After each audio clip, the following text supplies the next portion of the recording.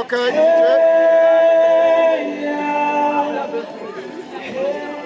Hayi ungabe ulungisa DJ usasilungisela kancane bobaba ngiyacela sithi gozololo kancane khona into engathi ayilungile kancane. Bake sekufanele bekwehlwa njalo mengenzanga njalo usiyambuka ukuthi hawu ubaba wahlula ukuqukula ingubo kamama antu ubhizi ngani.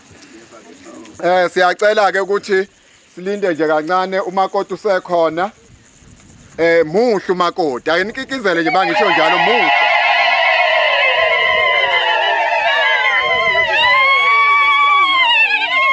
Naye umkhonyana.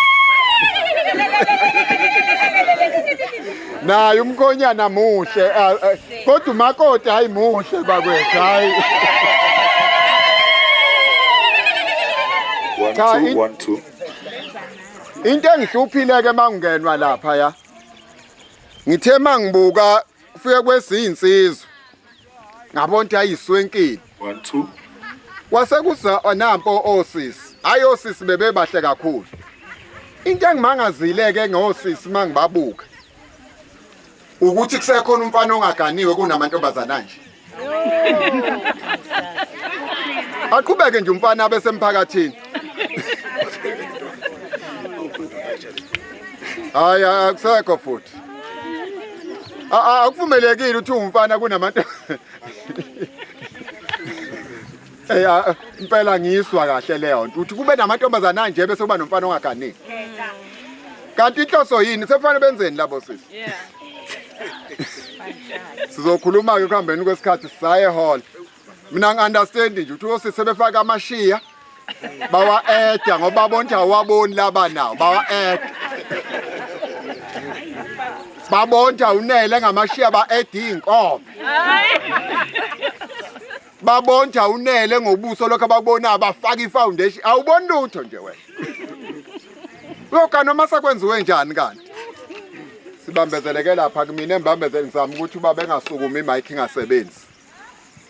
Funa oshadisa esiwe wonke umuntu obasile emshadweni owodwa. Sizovuselela imishado yethu nathi. Sicakekela usibone nje siyafuna siyayifuna into ezovuselela masibuyele ekhaya sithi yes right. Kodwa wena ofana nensimbi fana nensimbi wena nensimbi fana nensimbi ofana nensimbi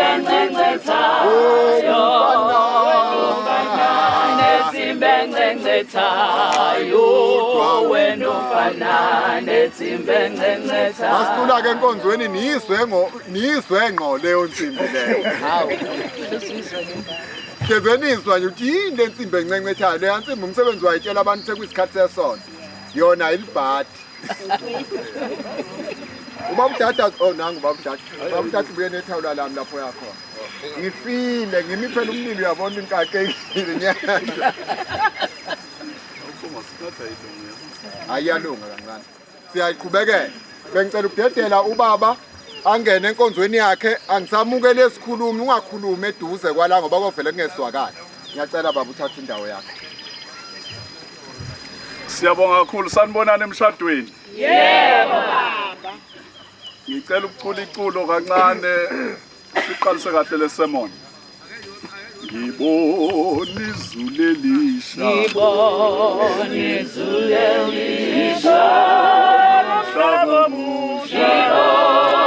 Umhlaba omusha. Izulu elisha.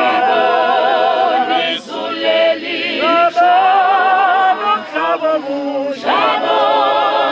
Umhlaba omusha.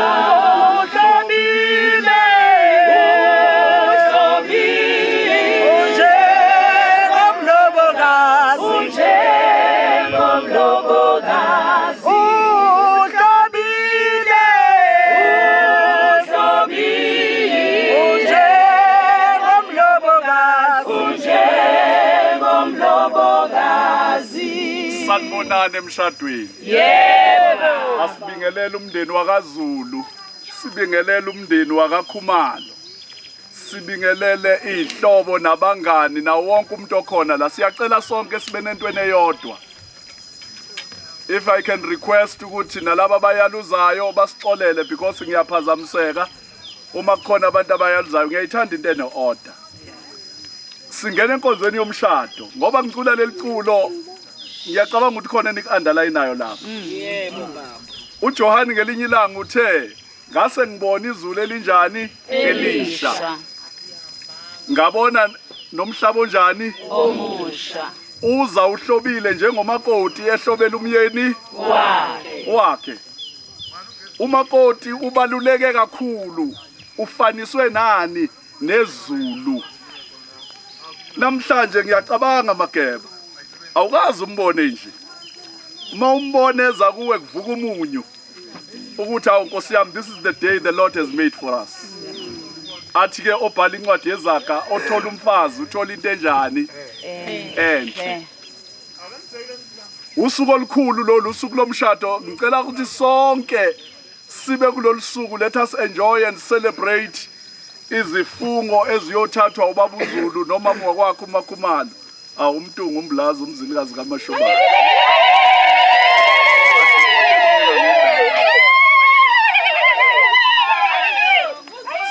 Siyakubongela Mageba kulolu suku olukhulu kangaka ukuthi namhlanje uNkulunkulu ukuphila umakoti. Umakoti ke akaveli kubantu. Umakoti uyisipho esivele ezulwini salethwa kumuntu. Namhlanje njengoba sizohlangana kule ndawo sizofaka isipho Mageba sikamakoti. Sizofaka lelizulu elisha ekade ngicula ngalo mangabe siqala lesemon. But ngaphandle kokuchitha isikhathi, in short, ngiyafisa ukuthi sonke sisukumeni. Ngiyafisa futhi ukuthi siyekeni ukukhuluma singene endaweni yokuthandaza manje.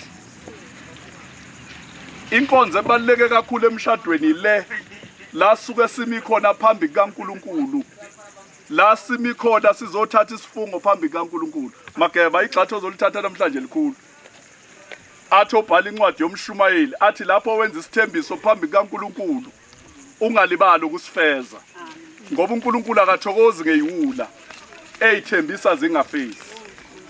Ngiyakubongela Mageba ukuthi ingane yabantu wayithembisa ngelinye ilanga ihambele emgwaqeni ingazilutho. Uthando lwalukuwe njengendoda ngoba indoda iyona eyanikeza ukuthanda. Ukwazile ukulitshala waliplanta kumakhumalo. Wasumthembisa ukuthi ngiyafisa ukuthi uzovusa umuzi kababa. Namhlanje ke uzogcina leso sithembiso wamthembisa sona. Bayacula abanye uMaskandi Mageba. Nezinye ingane zithi bengithi udlala ngani. Bengingazi ukuthi unjani uyangithanda. Bengithi udlala ngami. Namhlanje ke Mageba uthatha indawo kaNkulunkulu.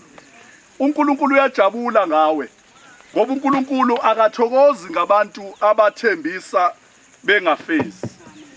Ithi incwadi kaDeuteronomy uma wenza isithembiso kuNkulunkulu ngomlomo wakho ungalibali ukusifeza. Ngoba uNkulunkulu uyosibiza leso sethembiso kuwe. Asibize sesiba yisono uma kade awusifezanga.